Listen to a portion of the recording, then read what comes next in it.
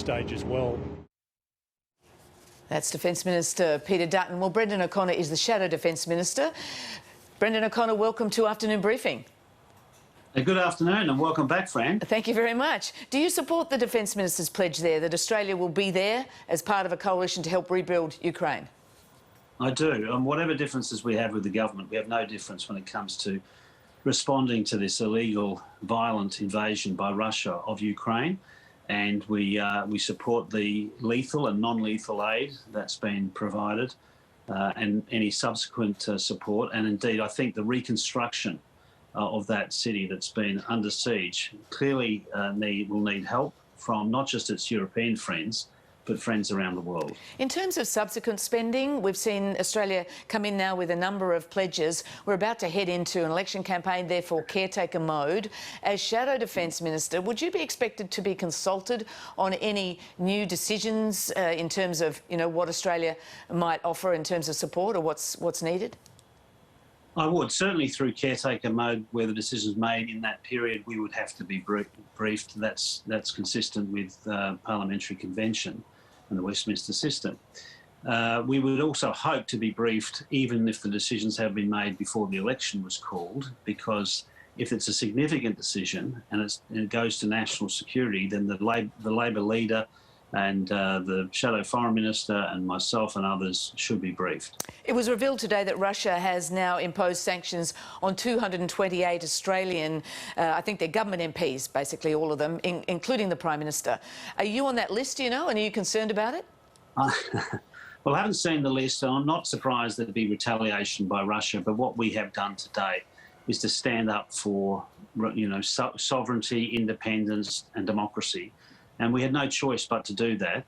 And if Russia wants to retaliate, again, not surprising, but I don't think we were in any position to do anything other than stand with NATO, with the European Union, Great Britain, the United States, Canada and others in defending Ukraine's right to exist. Well, talking about standing with our allies, China's responded angrily to the AUKUS announcement this week that the US, UK and Australia will develop hypersonic weapons, accusing the three allies of, quote, trying to build an Asia-Pacific version of NATO. Does Labor back the development of these hypersonic weapons? We do. We do need to have sufficient firepower to deter potential conflict. We do need to, and also we also need to increase the firepower on existing platforms now, not just in 2038. So anything that can be done to increase our capacity and which will act as a deterrent to conflict, we would be wanting to do. And from government, we'll certainly be examining that, as Anthony Albanese has made very clear. As for AUKUS, AUKUS is about deepening our relationship with traditional allies and aligned countries. And it's a good thing, as is the Quad. But what is its goal? Its goal is to ensure the maintenance of peace and stability. And that's why, of course, we're very concerned about the government dropping the ball on the Solomon Islands as what might happen there in relation to the agreement it might strike with China. Well, the AUKUS agreement, of course, in your reference to 2038, I think that's a reference to when the nuclear submarines agreed to that Australia's going to get under the AUKUS agreement are likely to be delivered. Scott Morrison is today accused of watering down his promise that those nuclear subs would be built in Adelaide. Whenever they're built, they'll be built in Adelaide. This is a big issue in South Australia heading into election campaign. What's Labor's commitment? Well, our commitment is we want to build defence assets here, including the submarines. Labor's the only political party when in government that builds submarines in this country. And we want to do whatever we can. There'll be components of any proposed nuclear-propelled submarine that could not be built here, the nuclear component.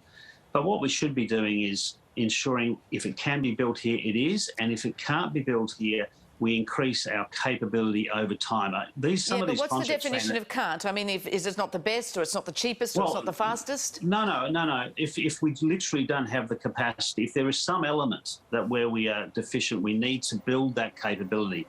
But the other important part is we need enforceable provisions in the contracts. The problem with even that $5.5 billion contract that was scrapped with no subs, there was no provisions, sufficient provisions that compelled the prime contractor to include local content. So you need mandatory and enforceable provisions in such huge, very expensive, very long defence contracts. Just to veer away from defence for a moment, some news today that all the Medevac refugees have been released from Australian detention, that hotel detention that they were in. You're a former immigration minister. Why do you think the government's done this now? They've been letting them out in dribs and drabs over the last few weeks without any notice particularly? Well, it is surprising. I can only imagine that there are some electorates in Victoria and New South Wales which are traditionally Liberal-held seats, which they're worried about, particularly where independents are running. I don't want to be so cynical, but this is after nearly a decade in government.